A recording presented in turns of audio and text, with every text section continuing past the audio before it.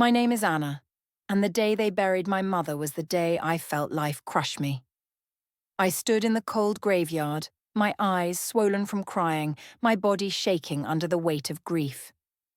They lowered her into the ground, and it felt like they were lowering me too. The only person who truly cared for me was gone. When the funeral ended, my in-laws gathered me in the living room. Their faces carried fake pity, but I could see the joy hidden in their eyes. They had been waiting for this moment. I sat quietly, clutching my mother's scarf, praying they would leave me with at least one thing to hold on to. But they didn't. One of them dragged out something heavy. The sound of rust against the floor made my heart race. When I looked up, I froze. It was an old sewing machine, rusted, broken, dusty. "This is your inheritance," my brother-in-law said with a smirk. The others burst into laughter. "At least you can fix people's torn clothes by the roadside. That's all you're good for." Their words stabbed me like knives. My chest tightened.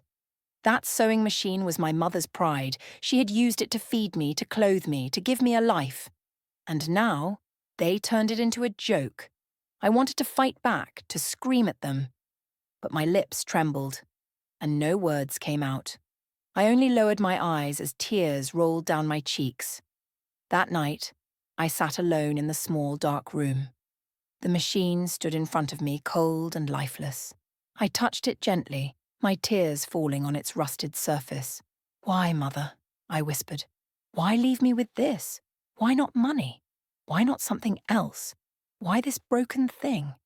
Then, it happened. The wheel moved, on its own, slowly, then faster. My heart jumped. I pulled my hand back, trembling. The machine glowed faintly in the dark, a soft golden light spreading through the room. And then I heard it. A voice. My mother's voice. "My daughter, do not cry. What they mocked will lift you. What they gave to shame you will become your crown. But use it with care.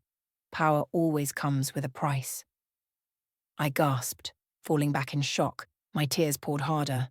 I looked at the machine, but it was glowing brighter, the wheel spinning like a storm. Suddenly, the candle beside me went out, yet the room was filled with light. I couldn't breathe. My chest rose and fell quickly as I whispered, "What are you? What are you showing me?" Then the machine stopped. The light vanished. Silence. I sat on the floor trembling. My hands shook as I reached for the wheel again. To my shock, it moved easily, like it had been freshly oiled. My fear battled with curiosity. I pulled a torn cloth from the corner of the room and placed it under the needle. I pressed the pedal. The machine roared to life smoothly, stitching the cloth with perfect lines. But when I lifted the cloth, I froze. The torn fabric was not only mended, it had changed. The weak, faded material was now shining like silk. Smooth, beautiful, rich. My breath caught. I touched it. It felt real. It was real. I dropped it on the floor, shaking. "This is impossible," I whispered. But deep inside, I knew it wasn't just a dream. This machine was not ordinary. I stared at it, fear and wonder battling in my chest. My tears dried slowly. My mind raced. If it could turn rags into silk, what else could it do? Suddenly I heard footsteps outside. My heart skipped. The door creaked open and my sister-in-law stood there, her eyes sharp like a knife. She saw the machine, saw me holding the shining cloth, and her lips curled. "So, you're already trying to act clever with that useless thing?" she mocked. But her eyes betrayed a flicker of curiosity at the glowing fabric. I quickly hid it behind me, my body trembling. "It's nothing," I lied, forcing my voice steady. "Just old stitches." She stared at me for a long moment, then laughed coldly. "You're pathetic, Anna. Even with that rusted trash, you will still end up begging on the street." She slammed the door and walked away. I collapsed back onto the floor, clutching the silk-like cloth. My heart was beating so fast I thought it would burst. The machine was powerful, too powerful. And now I knew. I couldn't let anyone find out. But as I held the shining fabric against my chest, one thought consumed me. Maybe this is my way out, my revenge, my survival. I pressed my forehead against the machine, whispering through trembling lips, "Mother, if this is truly my gift, then I will use it. I don't care the price. I will not remain a victim. I will rise." The machine sat silently, but in the faint moonlight I thought I saw the needle glisten, almost like it was smiling at me. I did not sleep that night. My body was weak, but my mind refused to rest. I sat on the floor staring at the sewing machine like it was alive. My hands were shaking, my chest was heavy, and fear was fighting with something I had not felt in a long time: hope. When the sun rose, I dragged myself to the window. Outside, my in-laws laughed together as they cooked and talked. Their voices stabbed me again. They believed I was nothing. They believed they had destroyed me. But inside this room, I had something they could never imagine. I picked up an old scarf from the corner. It was my mother's, torn, faded, with holes everywhere. My chest ached as I pressed it to my face. The smell of her perfume was long gone, but the memory of her smile was still inside it. With trembling hands, I placed the scarf under the needle. My breath caught. "Please don't fail me now," I whispered. I pressed the pedal. The wheel turned smoothly, the needle moving up and down, stitching with perfect lines. A faint glow began to spread. My body froze, my mouth wide open. The scarf glimmered as the machine hummed louder and louder. Then it stopped. Silence. I lifted the scarf slowly and dropped it with a scream. It moved. The scarf, once lifeless, curled in my hands like a living snake. Its fabric shimmered like gold, but it twisted, wrapped around my wrist and squeezed. I cried out, pulling, struggling. My heart pounded as the scarf tightened, its threads glowing bright red. I gasped for air, tears pouring down my face. "Mother, help me!" Suddenly, the machine roared again on its own. The wheels spun wildly, the needle flashing like lightning. The scarf loosened instantly, falling limp in my hands. My chest rose and fell in violent sobs. I stared at it in terror. The scarf lay still, but I could feel it. It wasn't ordinary anymore. It was alive. My body trembled as I whispered, "What kind of power is this?" Then I heard it. The voice again. My mother's voice. "Anna, everything the machine makes carries life, but life is not free. Be careful what you create." My blood ran cold. I looked at the scarf in horror. It had almost killed me. Before I could think, the door burst open. My sister-in-law stepped inside without knocking. Her eyes fell on the glowing scarf. She froze, her mouth parting slightly. "What is that?" she demanded. I quickly hid it behind me, forcing a weak smile. "It's nothing, just a cloth I patched." She stepped closer, suspicion written all over her face. Her eyes darted to the sewing machine, then back to me. "You're lying." Fear gripped me. If she discovered the truth, they would take it away. They would never let me keep it. "No," I whispered, shaking my head. "It's nothing. Please leave me." She smirked, her lips curling. "Fine. Keep your trash. Soon you'll realize it won't save you." She slammed the door and left. The moment she was gone, I collapsed onto the floor, clutching the scarf. My whole body shook. My mind screamed at me to throw it away, to run, to never touch the machine again. But deep down, another voice whispered louder. "This is my weapon, my secret, my only chance to rise." I pressed the scarf to my chest, ignoring my fear. My tears dripped onto the shining fabric. "If this is my curse," I whispered through clenched teeth, "then I will still use it. If it brings danger, then let danger come, but I will never be mocked again. Never." The machine stood silently, but, in the faint sunlight creeping through the window, the needle glistened once more. The truth is, magic does not feed an empty stomach. That was what I learned in the weeks after my in-laws handed me the rusted sewing machine. I tried to believe that it could save me. I tried to believe that maybe something extraordinary would come out of it. But day after day, all I had was hunger. No food in the kitchen, no money in my pocket, and no one willing to help me. Each morning I woke up to the sound of my in-laws' laughter. They ate well. They mocked me from the yard. "How is the Queen of Rags today?" one would call. Another would add, "Has your machine made you rich yet?" Their words cut deeper than knives, but I never answered back. I would sit inside my small, broken room, staring at the machine, wondering if my mother had really meant it as a blessing, or if it was just another burden thrown on my back. One afternoon, when my stomach burned with emptiness, I made a decision. I took the machine to the roadside, I wiped it as best as I could, and placed it on a small table outside. "Repairs," I whispered to myself. "If this is all I have, then I must use it." Hours passed. People walked by, some glancing at me, others ignoring me completely. My cheeks burned with shame. Finally, one woman stopped with her little boy. His school uniform was torn at the side. "Can you fix this?" she asked softly. I nodded quickly, even though my hands were shaking. I threaded the needle, pressed the pedal, and stitched carefully. My heart pounded with every movement. What if I ruined it? What if she laughed like the others? When I finished, I handed the uniform back. The woman checked the stitches. Her face lit up. "Perfect," she said, pressing a few coins into my hand. I wanted to cry, not because of the small money, but because, for the first time in weeks, someone looked at me with respect. Word began to spread slowly. More people came with their torn clothes. Some paid little, some paid nothing, but each coin was a step towards survival. I bought bread with the first money I earned. I ate it slowly, tears falling down my cheeks, because it tasted like hope. But my in-laws noticed. One evening, as I was packing the machine inside, my brother-in-law blocked the door. His arms folded, his eyes dark. "So this is your new trick? Sitting by the roadside like a beggar?" I clutched the machine tightly. "I am only trying to survive," he smirked. "Survive?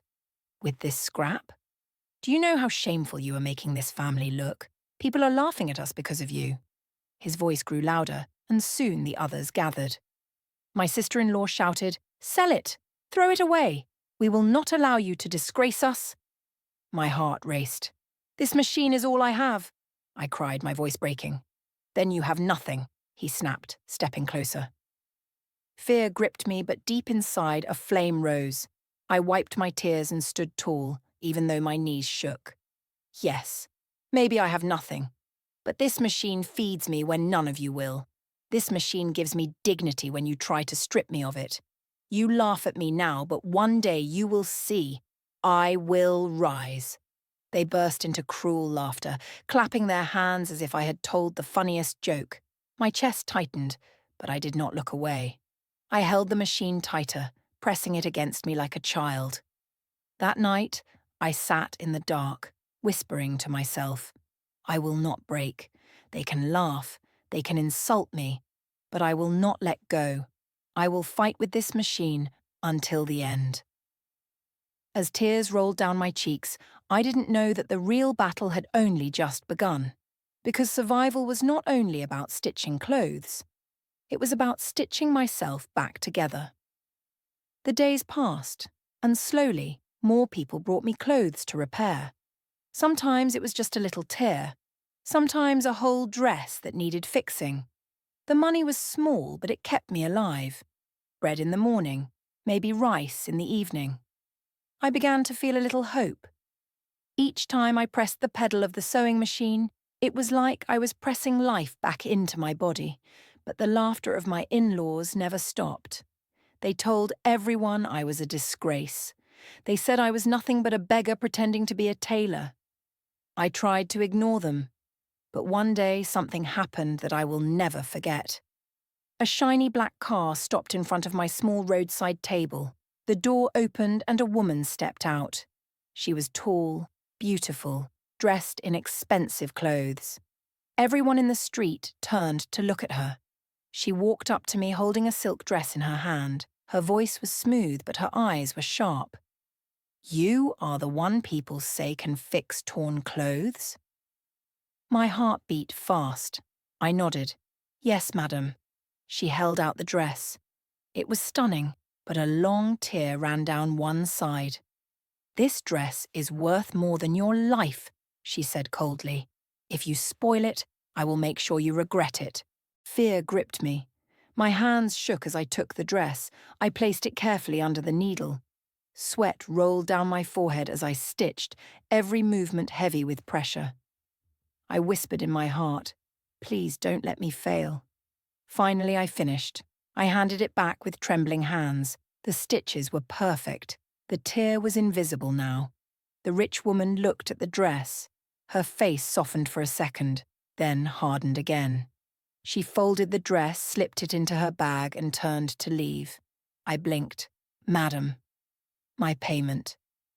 She stopped, turned back, and looked at me with eyes full of pride. Payment? For what? You should be grateful I even allowed you to touch my dress. My chest tightened. Please, madam, this is my work. This is how I eat. Her lips curled into a cruel smile. Eat, then starve. She turned, walking back toward her car. My knees weakened. I ran after her, my voice breaking. Please, even a little. I worked hard. Please. She spun around suddenly, her hand striking my face with a loud slap. I staggered back, my cheek burning with fire. The street went silent. People stared, but no one moved. Don't you ever touch me again, she hissed. You are dirt. You are nothing. Tears blurred my vision as I fell to my knees. The coins in my pocket rattled softly, mocking me. The car door slammed and she drove away, leaving me on the ground like trash. I covered my face with my hands and sobbed. The shame burned deeper than the slap. People passed, whispering, some shaking their heads, others laughing quietly. When I finally picked up my sewing machine to go home, my in-laws were waiting at the door. They had seen everything. Ah, our big tailor, my sister-in-law mocked. So the rich woman did not even pay you. We warned you. You are wasting your time. Their laughter filled the compound. My brother-in-law added, this is what happens to fools. Even the rich see that you are worthless. I clutched the sewing machine to my chest, my tears falling silently. I wanted to scream, to fight back, to disappear. But instead, I walked past them into my room and locked the door. Inside, I fell to the floor, shaking with anger and pain. I stared at the machine through my tears. Mother, why? Why this shame? Why this suffering? Was this really my blessing, or was it my curse? As I wept, I did not know that what happened with that woman was only the beginning. Her slap had left more than just a scar on my cheek. It had left a wound in my soul, one that would soon drive me to make a choice I never imagined. That night I did not cry. I sat on the floor with the slap still burning on my cheek. I looked at the sewing machine and said one thing. Enough. No more waiting for pity. No more begging for coins. No more giving my strength to people who enjoy my pain. I found an old notebook in the corner. Half the pages were torn. I began to draw lines, curves, simple shapes, dresses that could make a stranger stand taller. My hands shook, but I drew anyway. The first sketches were ugly. I kept going. By the third page I saw something, a shape I liked. A dress with a clean waist, soft sleeves, and a quiet grace. I sold my only pair of good shoes the next morning. It hurt. But hunger hurts more. I bought the cheapest fabric I could find. Not much. Just enough for one dress. I cut slowly. I sewed slowly. I unpicked my mistakes again and again. My finger bled where the needle pricked me. I sucked the blood, wiped my eyes, and kept going. When I finished, I put the dress on. It was simple. It was neat. It was me. I stood in front of the cracked mirror and did something I had not done in months. I smiled. A girl from the next compound peeped through my window. Her eyes widened. Auntie Anna, you look like a new person. Do I? I asked, touching the waistline. Yes. My cousin is getting married on Saturday. Can you make one for me? Not the same, but close. My heart warmed. Bring fabric. Pay only a small part. The rest after. She came back that evening with cheap blue fabric. I worked through the night. A rat ran across my foot. The candle burned low. At some point, the power went out. I sewed in the dark with the window open, feeling the cloth with my fingers. Morning found me with red eyes and a finished dress. I helped her into it. It fit like it was meant for her. When she turned, the skirt fell in a clean circle. She gasped. Her mother gasped. I swallowed my tears and smiled. Please do not tell anyone a cousin in the city made it, I said softly. Say my name. Say I did it. She nodded quickly. I will. Saturday came. Music. Laughter. I stayed at home, too tired to move. In the evening, she returned. She held her bag close to her chest. How did it go? I asked. She hesitated. Then she handed me the balance. It went well, she said. They asked who made it. I told them a cousin in the city. My smile fell. Why? I was afraid if I said your name, they would laugh, she whispered. I am sorry. I sat down, quietly. So that is how it is. My work can shine. My name must hide. When she left, I washed my face and went back to the table. One betrayal cannot end me. I drew again. Another pattern. A bolder one. A calm neckline. A secret pleat that made the skirt move like water. 2 days later, a woman knocked softly on my door. She had kind eyes and tired hands. I saw your work on the girl at the wedding, she said. I know you made it. I teach in a school nearby. We have an award event next week. Can you make 2 dresses for me and my sister? We will pay half now. I stared at her. You know I made it, she smiled. I know effort when I see it. She placed money in my hand. Real money. Enough to buy decent fabric. Enough to eat and still have change. I said thank you so many times she laughed and told me to breathe. I bought fabric that same afternoon. Not the cheapest this time, not the best either, but honest fabric. I measured carefully. I cut carefully. I prayed as I sewed.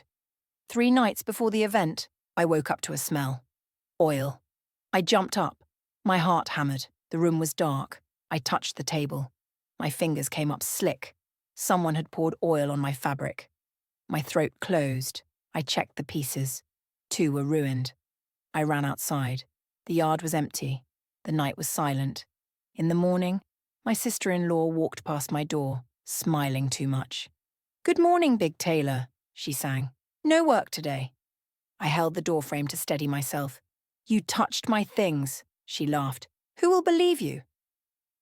I washed what I could, ironed what I could, started again with the little extra fabric I had left. By evening, I was still behind. I had 1 day to finish 2 dresses. My eyes burned, my hands shook. Then the machine belt snapped. I stared at the broken strip like it was the end of my breath. I thought of the rich woman who slapped me. I thought of my mother and the day we had no dinner and she told me to drink water and sleep. I thought of the promise I made to myself. Enough. I ran outside. A boy from the next house was fixing a bicycle. Please, I said, holding the broken belt. Do you have anything I can use? He looked at the belt. He looked at me. He removed the old chain guard and found a flat strip of rubber in his box. He cut it to size. Try this, he said. It was rough. It was ugly. It worked. I sewed through the night again. At one point the candle fell and the flame touched the edge of the skirt. Fire leaped. I slapped it with my palm. The skin sizzled. I bit my lip till I tasted blood and kept going. Before dawn, I finished both dresses. I packed them in a clean cloth. My hands shook from pain where the burn had cooled and stiffened. I walked to the teacher's house and knocked. She opened the door in a robe and looked at my face. Have you slept? She asked. A tear slipped out. Not really. She tried the first dress. It fit. Her sister tried the second. It fit. Silence. Then laughter. Not the cruel kind, the soft kind. They hugged me. I stood there stiff at first, then I allowed myself to feel it. She paid the balance and added a little extra. For your hands, she said, seeing the bandage. That evening, she posted photos online with my name and my number. No cousin in any city. Just Anna. By night, my phone began to ring. A nurse, a receptionist, a student, a mother. Small orders, real voices. Some wanted simple skirts. Some wanted office dresses. One woman said, "I do not have much money. Can you still help me?" "Yes," I said. "Come tomorrow." I sat on the floor and cried into my palms. This time the tears were not empty. They carried weight and light at the same time. My in-laws watched the road. They watched the people come to my door. They did not laugh that week. They whispered. 2 days later, a car stopped outside. A black one. Quiet. The door opened. The rich woman stepped out. She looked at my sign. She looked at the people waiting with their fabric. She walked in without asking. "You again?" she said, as if tasting something bitter. I stood up slowly. "Good afternoon, madam." Her eyes were colder than the first day. "You fixed my dress last week," she said. "I wore it yesterday." A seam opened at the side. "Everyone saw. You disgraced me." "I asked for payment," I said calmly. "You refused. Also, my work was neat when I returned it. You may have pulled it."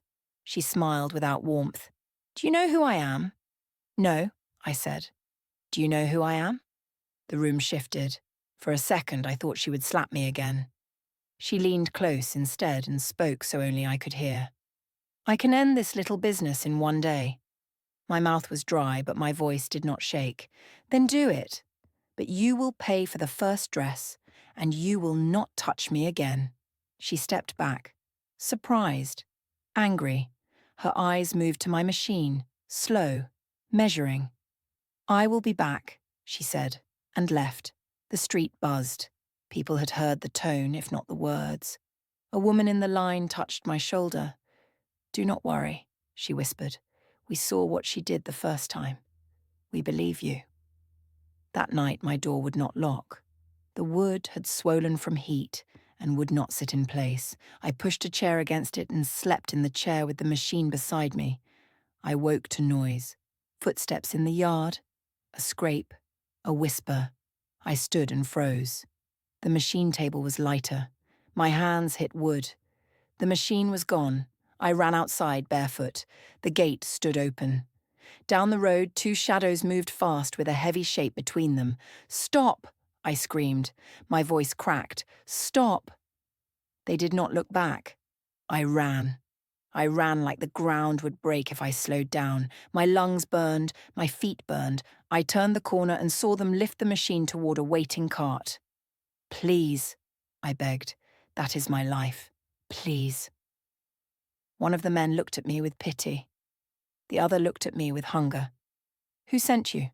I asked. He hesitated. Then he said a name.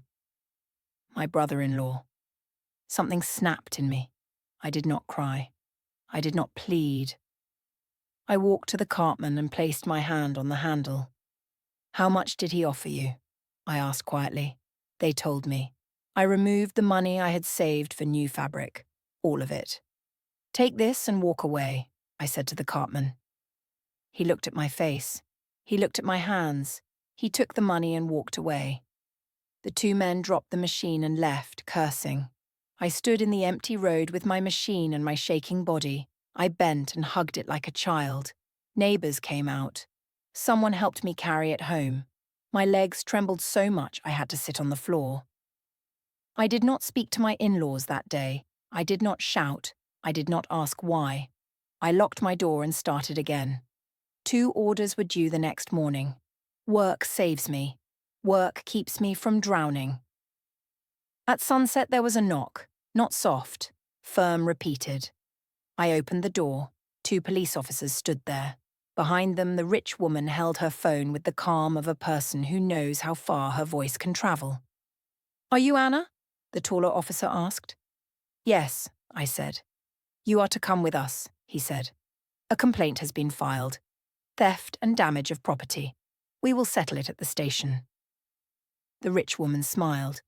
My sister-in-law watched from the yard with bright eyes. I looked at my machine. I looked at my burnt hand. I looked at the needle that had saved me again and again. "May I carry it with me?" I asked. "I still have work to deliver." The officer frowned. "No." The rich woman laughed softly. "She will not need it where she is going." I took a slow breath and stepped outside. A voice called from behind the officers. "Wait," it said. "I have something you should see." We all turned. It was the driver from the rich woman's car. He held up his phone with his own quiet calm. On the screen was a video, a slap. My face, her hand, her voice saying, "Eat, then starve." The officer reached for the phone. The yard fell silent. Even the wind seemed to stop. My heart began to beat again, but I did not smile. Not yet. The yard was silent. The police officer held the driver's phone, watching the video. The slap, the insult, my tears. It was all there, clear, no lies, no twisting. The rich woman's face turned pale. She snatched the phone, but the officer caught her wrist. "Madam, you said this woman was a thief, but what I see here is assault." My chest rose and fell like a drum. My sister-in-law's smile vanished. The rich woman's eyes darted around. "This is nonsense. Do you know who I am? Do you know what I can do to all of you?" The officer's tone was calm but firm. "Madam, respect yourself. We will take both of you to the station. She will answer to her complaint. You will answer to this video." I hugged myself, trembling. My voice broke as I whispered, "Please, I did not steal. I only worked. I only sewed." The driver stepped forward. His voice was low, heavy with something that felt like guilt. "Tell them the truth, madam. Tell them why you came here." She spun toward him, furious. "Shut your mouth!" But he didn't. He looked at me. "She is jealous. She saw your dresses online. She saw people praising you. She could not stand it. She wanted to crush you before you could rise." The words hung in the air. My knees weakened. I held the doorframe to steady myself. My in-laws shifted uneasily. Neighbours whispered from behind their fences. The rich woman's hands shook. "You will regret this," she hissed at the driver, but his eyes never left mine. For the first time, I saw pity there, maybe even respect. The police decided to take all of us to the station. I carried nothing. I left my sewing machine inside, whispering to it as I closed the door. "Wait for me. Don't leave me again." At the station, the truth began to unfold. The officer in charge played the video again. My cheeks stung as I watched myself being slapped. My tears blurred the screen. The rich woman shouted about her connections. She threw names around like weapons. But every word made her look smaller. The video was too strong. Finally, the officer turned to me. "Do you want to press charges?" My lips trembled. My heart screamed yes. But my spirit was tired. I only shook my head. "I don't want revenge. I just want peace. I just want to work." The officer nodded. He warned her strictly. He let me go. Outside the station, I walked slowly, the weight of everything pressing down. The driver followed me. "Anna," he said softly. I stopped. My throat was dry. "Why did you help me?" He looked away, shame flickering across his face. "Because I was the one she sent that night, to take your machine." My body froze. My legs felt weak. "I came with the other man," he continued, his voice low. "But when I saw you run barefoot, crying, clutching that machine like your life depended on it, I could not do it anymore. I pretended not to see. I left." Tears spilled down my cheeks. "Why are you telling me this now?" His eyes met mine, heavy with regret. "Because I am tired of serving cruelty, and because you remind me of my mother. She also sewed with an old machine. She also fought against shame." I covered my face with my hands, sobbing quietly. Before he left, he pressed something into my palm. Money. Not much, but enough to buy new fabric. "Keep going," he whispered. "Don't stop. Don't let anyone break you." I walked home with shaking legs. My in-laws stood at the gate, waiting like wolves. My sister-in-law's voice was sharp. "So you escaped today, but tomorrow who will save you?" I didn't answer. I walked past them into my room and locked the door. That night, I placed my hand on the sewing machine and whispered through tears, "They will not stop me. Even if the world turns against me, I will rise. I will not die in shame." As I closed my eyes, I didn't know that another storm was already waiting. One that would cut deeper than hunger, deeper than slaps, deeper than betrayal. The call came on a Monday. A soft voice, a polite tone. "Hello, is this Anna? I saw your work online. Can you make 3 dresses by Friday?" My chest lifted. Yes, I can. I wrote the sizes on a scrap of paper. I glanced at the jar on my table, coins and a few notes. I had named the jar New Belt. I promised myself I would buy a stronger belt for the machine and a better lock for the door. Work came in small streams that week. A skirt for a nurse, a dress for a receptionist, a uniform for a student. I sewed late into the night. I ate bread and tea and told myself to be patient. I told myself to keep going. On Wednesday evening, my sister-in-law came to my door. She did not knock. She pushed it open and walked in like she owned the air in my room. Her voice was sweet, too sweet. "Anna, please. I need a little money for medicine. My head is not fine." I looked at her and felt a pain I could not name. I still gave her a small note. "This is all I have for now." She smiled and touched my shoulder. "You are kind." Her eyes moved around the room. They rested on the notebook on my table. She left. I locked the door behind her and went back to work. At dawn, I reached for my notebook to check a measurement. It was gone. I checked under the machine, under the mat, inside the box where I keep thread. I searched the shelf. I opened my bag. I checked again. Gone. My hands shook. That notebook held my designs. It held sizes and names. It held the new shape I had drawn with the secret pleat. It held my small life. I stepped out into the yard.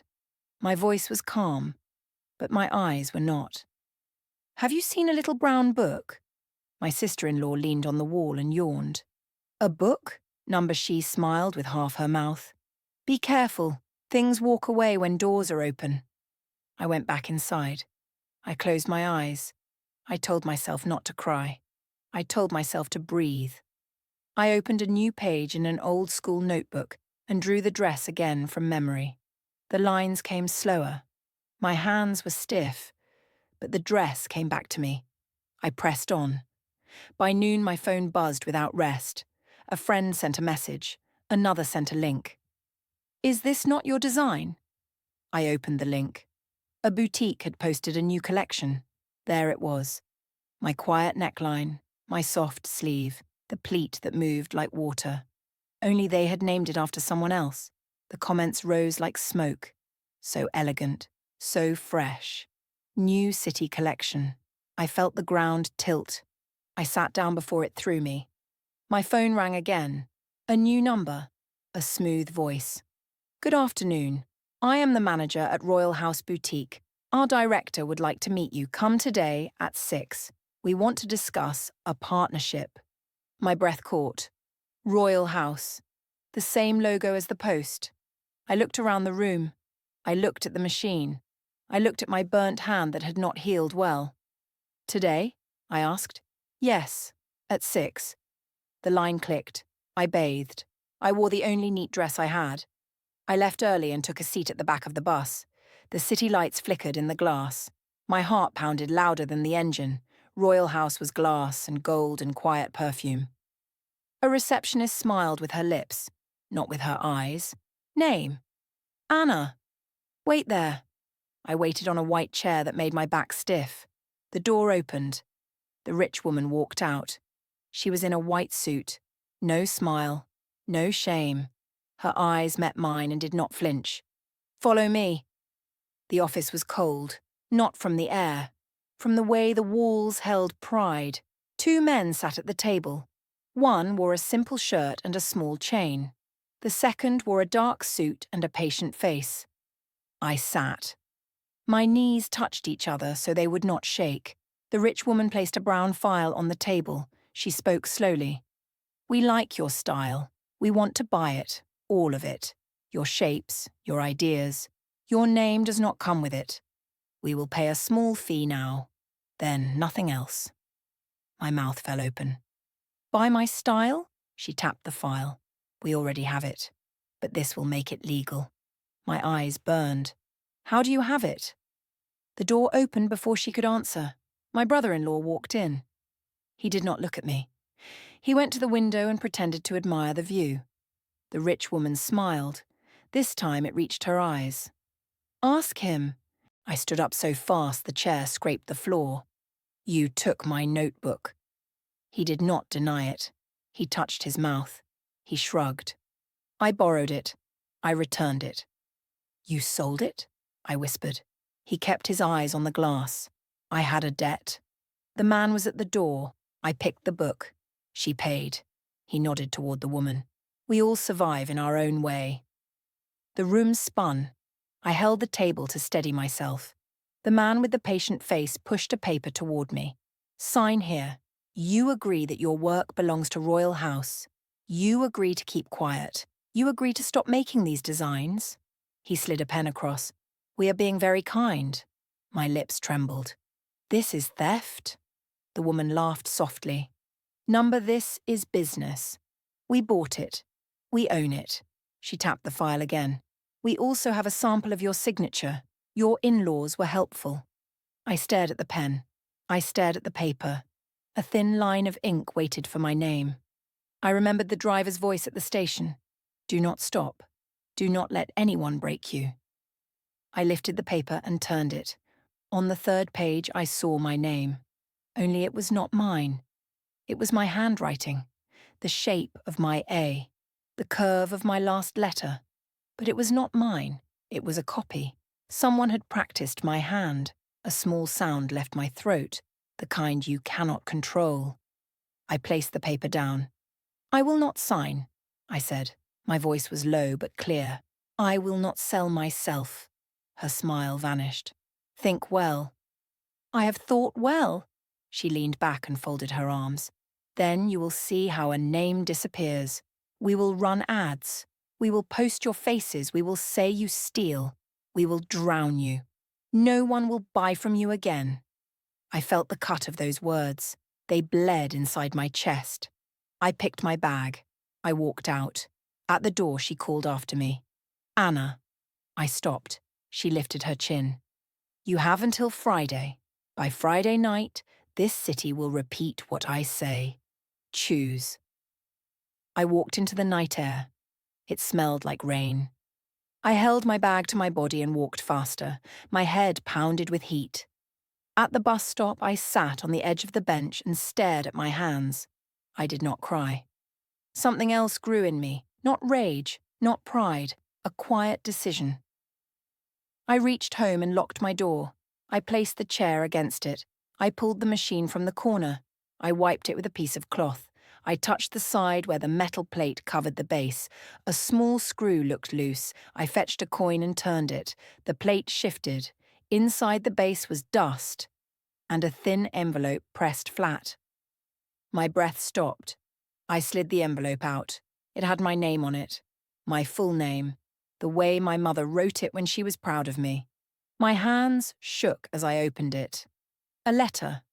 A receipt from a store for a brand new machine bought many years ago. My mother's signature. A small card from a lawyer with a street address and a note in my mother's hand. "If anyone tries to take your tools, go here. Your name is protected."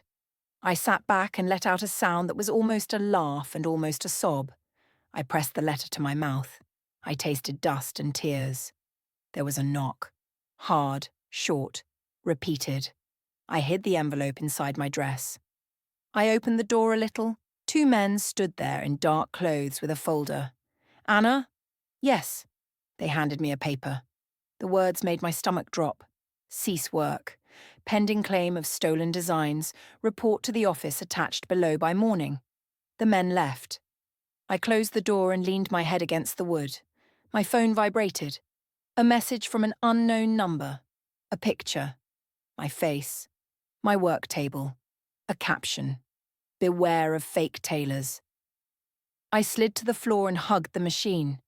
I held the letter tight against my heart. I lifted my head and looked at the door. I spoke to the empty room. "Tomorrow," I whispered, "I go to the lawyer." Outside, the wind rose like someone breathing in. Inside, my chest did the same. I did not know if I would win. I only knew I would not run. Morning came too quickly. My eyes burned from staying awake. My hands held the envelope tighter than bread. Every time I thought of the words on that paper, "Your name is protected," I felt a small flame inside me. But every time I thought of the notice pasted on my door, "Cease work," the flame trembled like it would die. I placed the sewing machine back on the table. Its rusted frame stared at me like an old friend. The same machine they mocked me with. The same machine they thought was worthless. Now it was my weapon, my witness, my only proof that I was not a thief. I washed my face, wore the cleanest dress I had, and tucked the envelope inside my bag. My in-laws stood outside pretending to sweep the yard. Their whispers scratched my ears. "She will come back in shame," one said. "By tonight, she will have nothing," the other replied.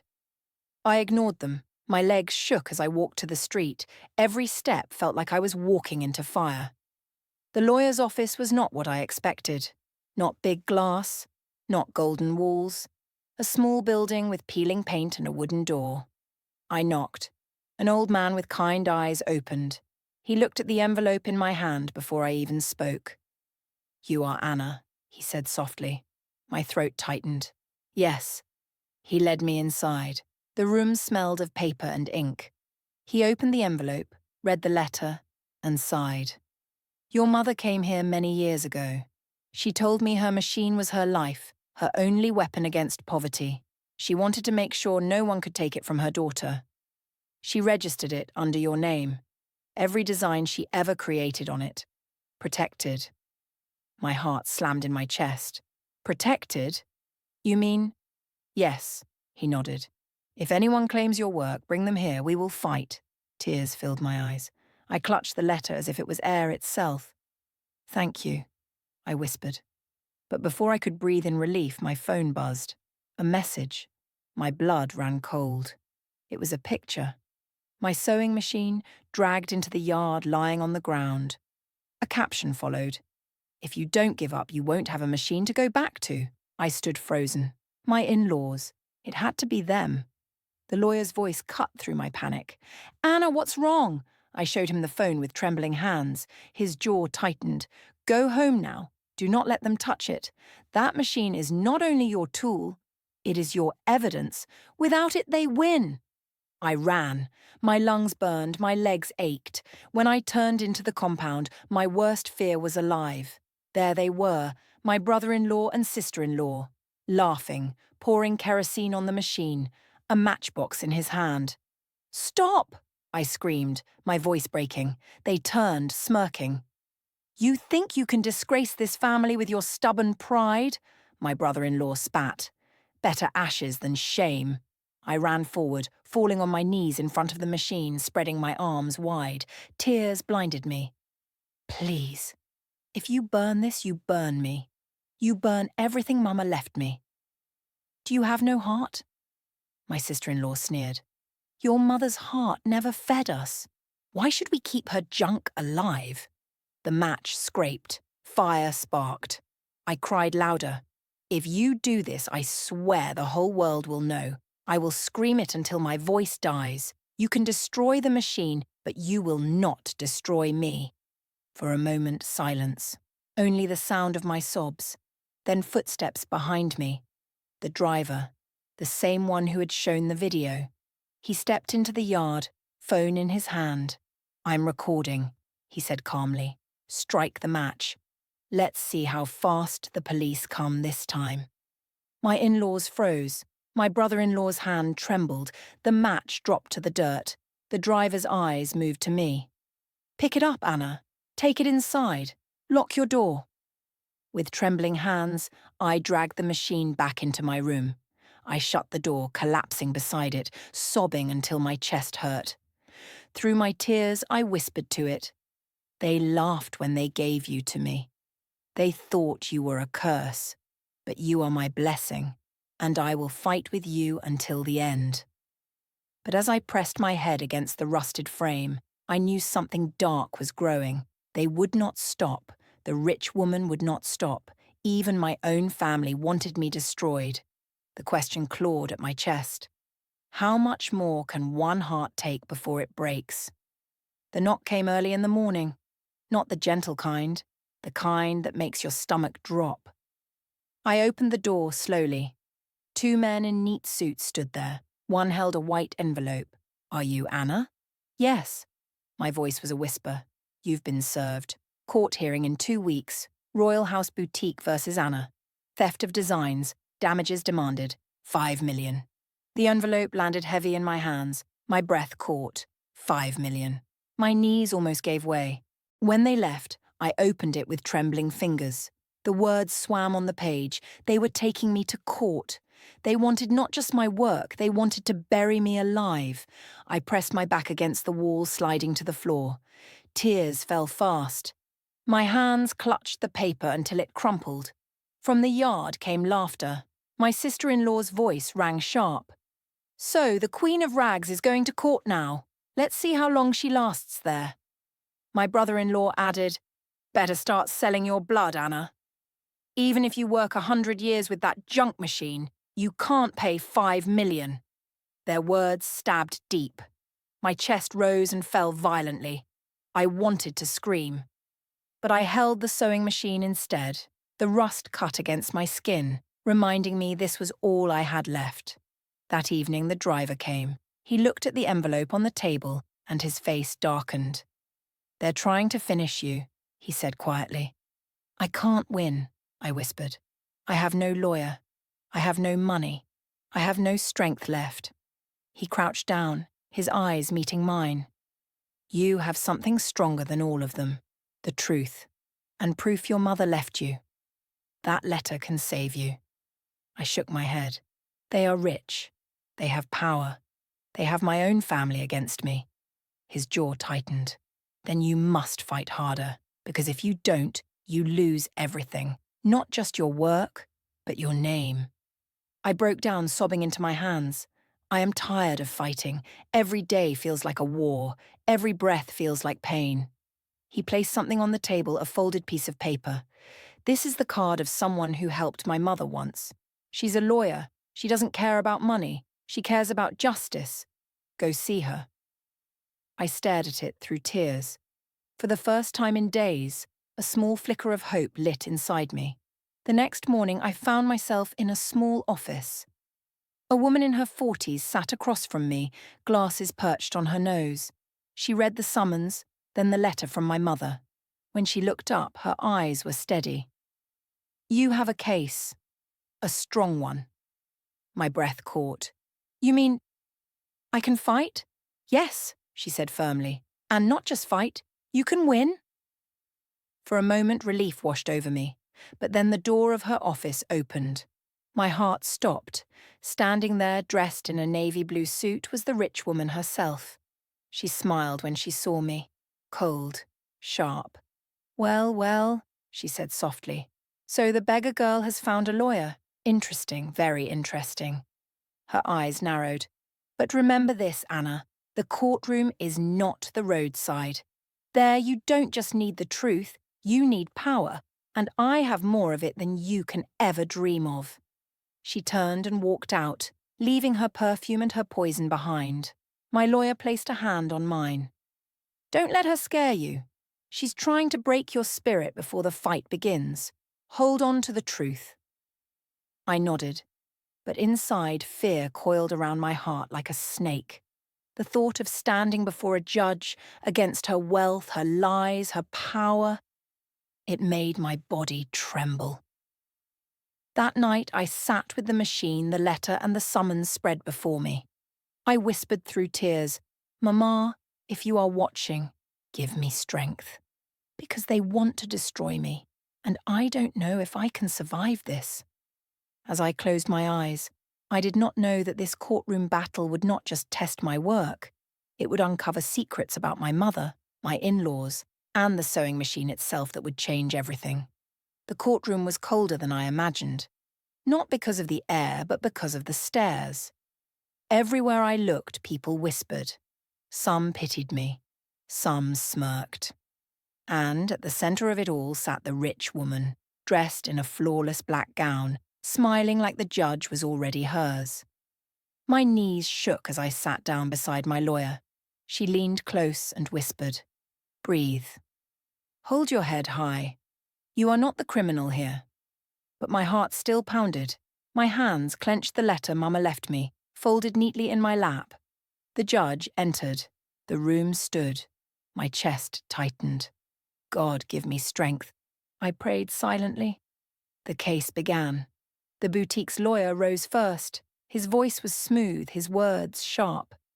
"Your Honour, Royal House Boutique accuses Anna of theft. She stole designs that belong to our client. She has no business background, no proof of original work, and no record of ownership. She is nothing but a fraud." Gasps rippled through the room. My throat tightened. Tears stung my eyes, but I held them back. Then my lawyer stood. Her voice was steady, cutting through the air. "Your Honour, the truth is simple.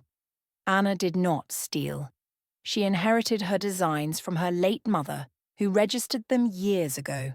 We have proof, legal proof, that this work belongs to her." The judge raised an eyebrow. "Do you have this proof?" "Yes," my lawyer said, lifting Mama's letter and documents. She handed them over. The judge studied the papers quietly. The room shifted. The rich woman's smile flickered, but only for a second. The judge nodded. "Interesting. We will examine this." I let out a shaky breath. For the first time, hope touched my chest. But it didn't last, because then the boutique's lawyer called their first witness. "Your Honour, we would like to call Mr. Henry Collins." My heart stopped. My brother-in-law stood and walked to the witness stand. The ground tilted under me. My chest ached. No, not him. He raised his hand and swore to speak the truth. His eyes didn't meet mine. The lawyer began. "Mr. Collins, do you know Anna?" "Yes," Henry said smoothly. "She is my late brother's wife. She is also a liar." The courtroom gasped. I froze. My blood ran cold. "Explain," the lawyer pressed. Henry smirked. "She never owned those designs. She begged me for them. I gave her a few sketches I once drew as a favour. And now she's pretending they're hers, the notebook she used. It was mine. She stole it." The words cut deeper than knives. My mouth opened, but no sound came. Tears blurred my sight. My lawyer jumped up. "Objection. That is a lie. We have proof of ownership registered in Anna's late mother's name." But Henry continued, his voice loud. "Her mother? A woman who could barely feed her? She never registered anything. This is all Anna's game to gain sympathy. She is greedy, and now she wants to drag my family into her mess." The courtroom buzzed. My heart shattered into pieces. Betrayal had a face, and it was the man who once shared food with me, the man I once called family. I broke down, tears running freely. My lawyer squeezed my hand under the table. "Stay strong. He's digging his own grave." The judge silenced the room. "We will allow further questioning on this matter." But as Henry stepped down from the stand, his eyes finally met mine, cold, empty, full of pride. And in that moment I knew the truth. This battle wasn't only against the boutique, it was against my own blood. The courtroom was silent. Every eye was on me, yet I felt invisible. A broken widow clutching nothing but pain and a rusted sewing machine's memory. My brother-in-law's betrayal still burned like fire in my chest. I whispered to myself, "God, if you are real, don't let me be disgraced today." The judge's voice cut through my thoughts. "Does the defense have any further witnesses?" My lawyer opened her mouth, but before she could speak, the doors at the back creaked open. Heads turned. Whispers rippled. A woman walked in slowly, her frame covered in a simple faded gown. Her eyes searched the room until they fell on me. I gasped. My chest tightened. It was Mama's old friend, Grace, the woman who had been with Mama during her final days. She held a brown envelope close to her chest, as though her life depended on it. "Your Honor," my lawyer said quickly, "we would like to call Grace as a witness." The judge nodded. "Proceed." Grace stepped to the stand, her hands trembling. After swearing to speak the truth, she opened the envelope. Her voice cracked, but her words filled the courtroom like thunder. "Before Anna's mother died, she gave me these documents. She told me to keep them safe until the day Anna needed them. I tried to reach Anna many times, but her in-laws, they kept me away." Gasps filled the courtroom. She handed the envelope to the judge. Inside were official registration papers, stamped and dated years ago. Proof that Mama had registered her original sewing patterns under her name. Proof that now legally belonged to Anna as her only heir. Tears blurred my eyes, my whole body shook. Grace looked at me and whispered, "Your mother believed in you, even when you didn't believe in yourself." The judge studied the documents for what felt like eternity. Finally, he looked up. His voice was firm. "This court finds that the designs belong to Anna, daughter of the late Patricia. The accusations of theft are dismissed. Case closed." The sound of his gavel hitting the desk echoed like freedom itself. My knees gave way. I fell, sobbing loudly, not caring who watched. My lawyer helped me up, her eyes wet with tears too. The boutique's lawyer dropped his pen in shock. The rich woman's perfect smile cracked, fury burning in her eyes. But the one who couldn't hide his shame was Henry, my brother-in-law. His face turned pale as whispers of liar filled the air. For the first time, I didn't feel like a victim. I felt like a woman reborn. Life after the courtroom was not suddenly easy, but it was different. My little workshop became a place of miracles. Customers came in droves, not because I was rich, but because they believed in my story. Newspapers wrote about me. They called me the widow who rose with a needle. Every stitch I sewed carried tears, memories, and prayers. And every dress I made was more than fabric. It was survival woven into beauty.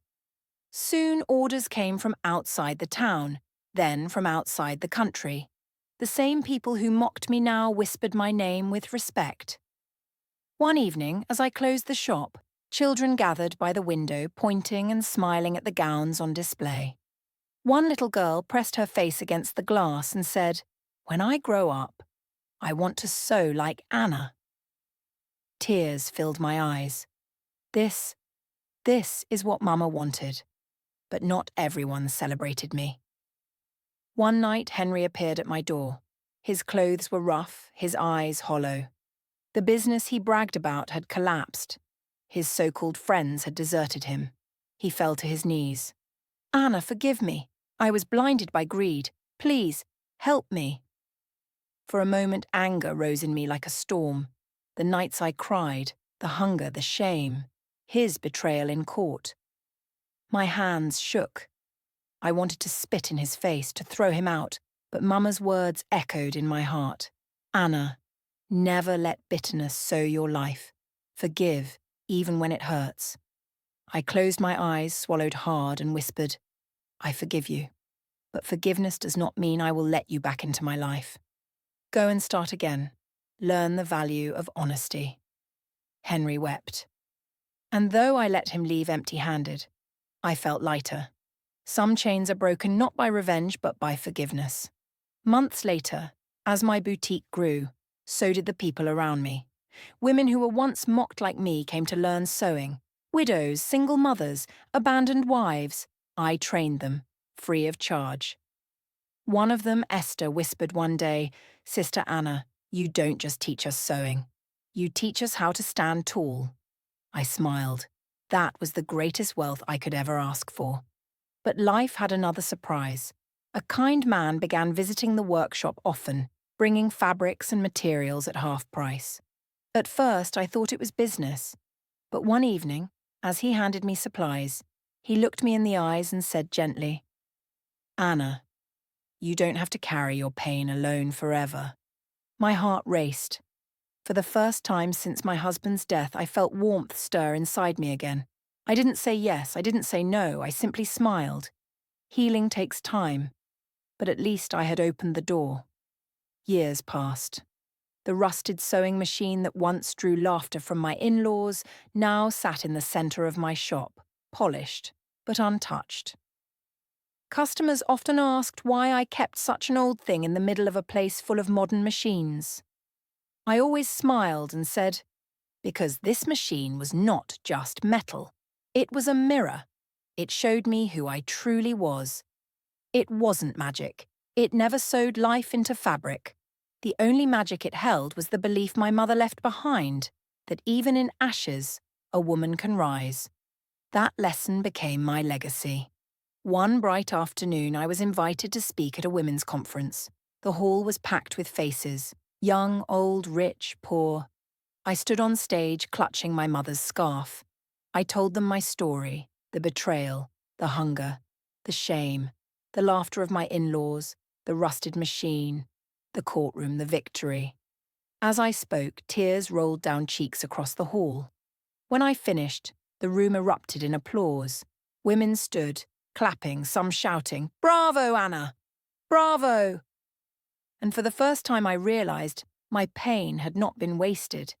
It had become someone else's strength. That night, as I sat alone in my shop, I ran my hands across the old sewing machine. "Mama," I whispered. They laughed when they gave me this. They thought it was my end, but it was my beginning. I closed my eyes, tears streaming down my face, but these were not tears of sorrow. They were tears of peace, because I had learned the greatest truth. Success is not measured by wealth, but by how many people you lift. Betrayal does not end your story. Sometimes it begins it. And sometimes the very thing people mock you with becomes the crown on your head. The machine was silent, but in its silence I heard Mama's voice again. "Anna, you made me proud." And I smiled, because I had finally made peace with my past. I had turned my pain into power, and I had found joy again. The widow who once had nothing now had everything.